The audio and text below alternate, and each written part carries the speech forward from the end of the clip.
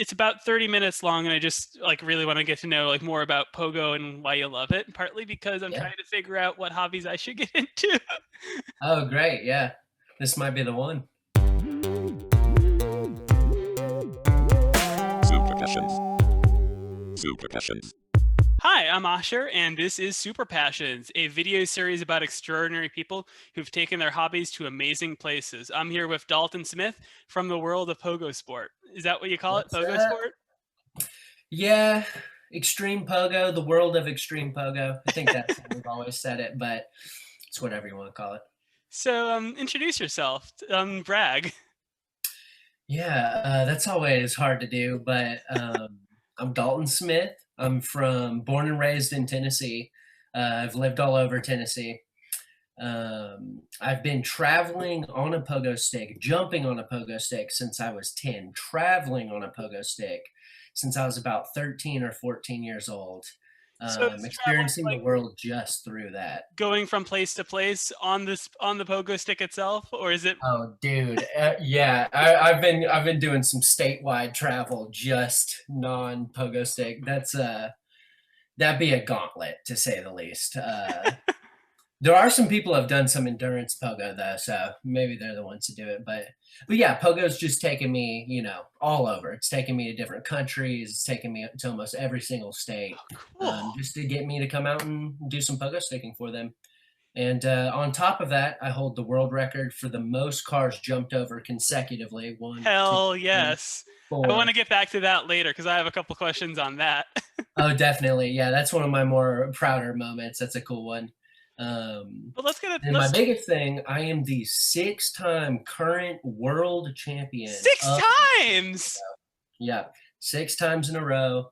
Um, at the freestyle competition. That's, where you're trying to jump your highest, do your best tricks, get creative, and I guess just that's where I excel. I keep winning it. I hope someone comes in and smacks it away from me soon, but here I am, your world champion.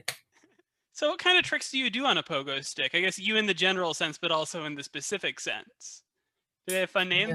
Yeah, a lot of different tricks. I'd say I always call them stunts, until you start getting real technical. But I'd say the basis is like grabs. You're on the foot peg, so you can kind of grab it in different ways, move your hands or move your legs around. But then you step up to doing all the tricks that are like flips, all the gymnastics type stuff. That's 360 back flips, 360 front flips, grabbing it, flipping around however you can. Doing the that kind of thing. Just Yeah. yeah. And I guess as the world champion, you've probably invented a couple of tricks, or at least been the first to land a couple of tricks, right? I have my most proud is a really hard flip to do where we call it the slingshot flip because when you try it and you don't do it correctly, it just catapults you wherever. But basically, what you do, you jump and you jump onto the pogo stick backwards. So you're holding on to it backwards. There's a forward and a backwards. Well, yeah, you're usually jumping on it forward, right? But you can do a leapfrog where you jump over the handlebars and now you're standing on it backwards. And you Hmm. can do tricks from that angle. So you start in reverse, is what we call it. You go for a front flip, and while you're doing the front flip, you pass it in between your legs, land back on it forward. So think of it like a front flip leapfrog of some sort. So, like, if these are my legs, it's kind of like the stick is flipping around. Well, you're flipping around. So if Oh, let's, this is here, I got a pin too. So we got here's the pogo. Here I am jumping on it normally. hard. Okay. Boom, boom. I jump on it. Now I'm on it backwards. Now me and the pogo stick are gonna do a front flip, but I'm gonna pass here. I'm gonna turn around. But I'm passing the pogo stick back under my legs as I front flip. So now I land back on it normally. It's kind of like you and the pogo stick are moving independently for a moment. That's amazing. Oh yeah. Yeah. It's a tough one. I've only done it a few times. And so you mentioned you're the world champion. I understand like the event's called Pogo Palooza, right? Yep. Like, how are people judged at Pogo Palooza? What makes someone the world champion versus second place or last place? Well, for the competition that I'm the champion at, it's called freestyle, and the way they judge it, it's a little loose, but the basis of it is the height that you get. So how high you're constantly jumping. You want to jump as high as you can for as long as you can during your run, which is anywhere from a minute to 90 seconds. On top of that, you want to be doing the most tricks possible and the hardest tricks possible. So you have to pack a lot into a really short period of time. Yeah, exactly. As much as you can fit into that run is going to help you out. And how you like string the tricks together, how much flow you have, and how well the whole thing kind of comes together. The like graceful aspect of it and the creativity aspect of it. That's where you really bring the height and the tricks into like just that more creative round a realm. And so it's basically height, tricks, flow, and creativity. Are there any like distinct people with like distinct styles? I mean, I'd imagine like everyone's got their own just kind of because of the creative nature of it. Oh yeah. I'd say my style is more on the like flow side. I try to make everything look really pretty and clean and effortless. It does. But then you got dudes that are just like hucking it and they just make every trick look like it is the craziest and hardest thing you've seen, even if it's not the hardest trick, but it's just their style. It's just like really They're selling it. It's like, oh, extreme. Oh, yeah, definitely. Oh man. So is there like a specific thing you look for in a pogo stick? Is there something that like distinguishes a professional one from an amateur one? Yeah, like the actual pogo sticks. Mhm. Yeah, so everyone's familiar with like just spring powered tiny pogo stick that's in your garage or something. And that's the classic. What we have is a pneumatic pogo stick. It's Oh, wow. so it kind of works like a bike shock would, is how we always describe it. It was invented by a guy who creates the shocks for airplanes. And so we kind of took that technology, put it in a pogo stick. So it's a bunch of compressed air in this giant tube, this giant metal tube. And when you jump on it, it just compresses all that air, shoots you back out. And it's the basis of it. Is that a super modern invention, like 2000s? Yeah, it's either early 2000s or like after 95. So this guy's like the reason you have like modern pogo sport. It sounds like. Oh yeah, oh yeah. There were always people trying to make that next level kind of bigger pogo stick, or people would call it, like just a pogo stick for adults, because those little ones are kind of hard to jump on after you're like a fully grown human. I mean, I had one when I was maybe 7 or 8. It was hard to jump on when I was 7 or 8. Yeah. Did you ever like have a pogo record that you and the kids in the neighborhood had, or anything? I think my pogo record was taking a couple of seconds longer than other people to fall off.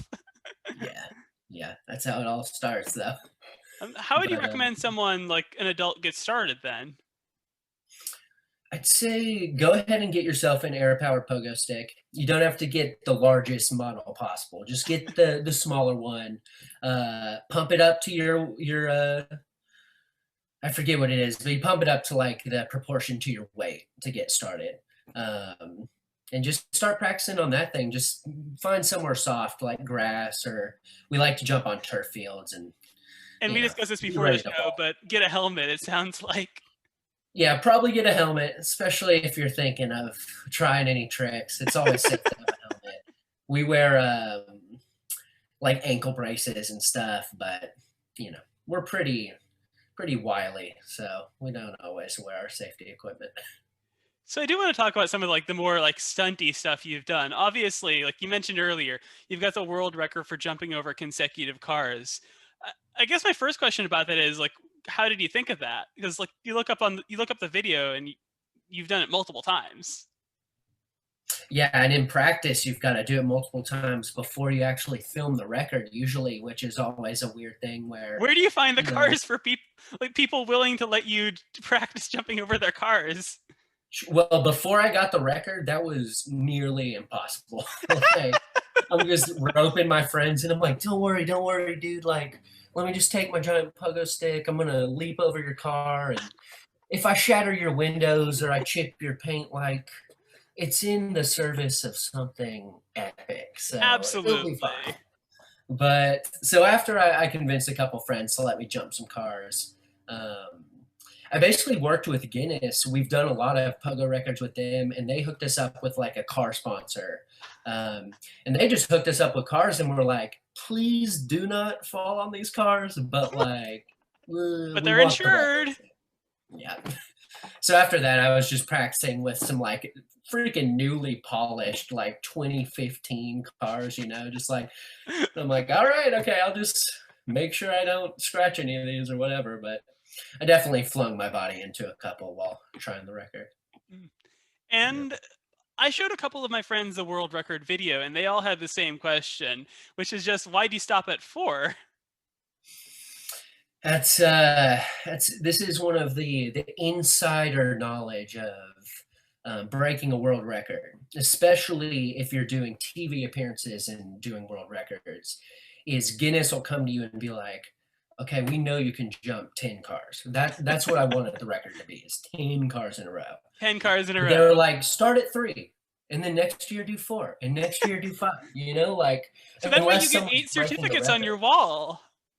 What? So you get like 8 certificates on your wall at the end of a decade. Oh, I know, and so that's cool too. So I get it. I mean, there is something said to just, slowly build up. Don't just immediately blow your load on doing 10 freaking cars. But yeah, so mostly it was Guinness. It was just like, let's just add one every time. And since they're good to work with, I'm just like, all right, I'll do it Smart that way. people there. What? Smart people there. Yeah, I think so. They know what they're doing. Another stunt question.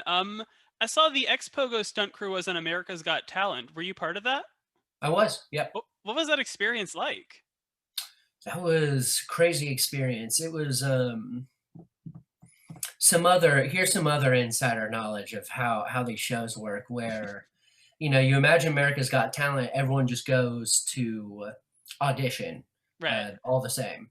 But they actually paid us and asked us to come out and audition because they need to bump up the talent pool, because there's not Right. always gonna be enough talent coming out to audition for their And you're show. doing something no one else is doing. Right, so they're like, "We really want Pogo, it's an interesting thing," so they kinda had to coax us into doing it. So after they did, we do the show, and it was a great experience. It was a little weird where the producers really have their hand in, like, how the stories are told and how you're presented. So, like, the group of us were just 4 random kids from all over the US, just, like, jumping in our backyard and being goofy, and then we, like, come together and we're acting like we're, like, a team, that we've always been together and doing these, like, hardcore shows, which there is a lot of truth to that, but, the producers just love to make it sound as saturated as possible, I guess. It's like And so pro wrestling without the pro wrestling in terms of like how much it's like story above all else. exactly, it's like if you mention that you were, like, sick as a kid, they're like, "Okay, let's say you had cancer and that it inspired you to jump on a pogo stick to, rise above the challenge." And it's like, dude, I just had the measles when I was a kid, and now I pogo stick, and And the but then, measles they inspired me to want you jump to, on a pogo stick. yeah. The one I remember was like, they're like, "How high do you jump?" I'm like, "About 6 to 8 feet normally." And they're like, "Say you can jump a building." And I'm like, Well, there "Well, are I buildings can't." that are 6 to 8 feet. Exactly, and that's what he said. He's like, "Well, there are small buildings," and I was like, "All right, just twist the narrative just a bit." But that's how storytelling goes. You just figure that out as you go. You just gotta make it a little saturated. But And then you but get yeah, a besides that, it TV was fun. spot. Huh? And then you get a sweet TV spot. Oh yeah, that was great. And we got to the next round. I forget what the second round is, but we got there. We're gonna do like a fire trick where we light the pogo sticks on fire, and we didn't prep the fire good enough, Oh and so no! when we were jumping, it actually went out. The flame went out, and so the judges, they kind of scooped us out of the competition for that. But it was fun. It's Still, fun that's a stuff. good run. Yeah. So, kind of as close to final question, is there any like fun insider jargon or like trivia the world should know? Oh man, I mean, there's unlimited insider jargon to fill your brain up with if you get into the sport. But um, let me give you a couple of weird trick names. We got the hoo ha, the Hoo-ha. fluttering unicorn, the McGries. We've got the inward whips. We've got the underleg bar spins. We've got the reverse Canadians, the Jackie Chans, the Bruce Lees. Man, there's all type of fun trick names, that's for sure. That's so cool. Yeah. Um, I think that's all the questions that I've got. Do you have anything you want to plug or anything you want to promote? Yeah, we've always got new videos coming out through Xpogo, XPOGO. Just look us up on YouTube, Instagram, TikTok. Those are like Yes. the main three right now. Oh, you're on TikTok now. Well, I guess now, but you're on TikTok. A That's little bit, where the yeah. kids are. I'm not on TikTok, but our crew is, so we try to get on there too. But and then I've got another crew that's like the more atmospheric, weird, creative side of Pogo, which is called Mile High Pogo Supply. And we just released a big hour-and-a-half film there, so go check that out on YouTube. And yeah, it's got a lot Sweet. of weird editing and fun stuff. It'll be it's a trip. Well, it was great getting to talk to you, Dalton. I loved watching all the Pogo videos that I got the chance to watch and research for this. Loved getting Oh, the good. chance to talk to you. Hope to maybe even see Pogo Palooza live someday. Oh, dude, come out. We'll get you jumping on a pogo stick. Maybe it's the hidden talent that you don't know you have. Superpassions. Superpassions. Godspeed.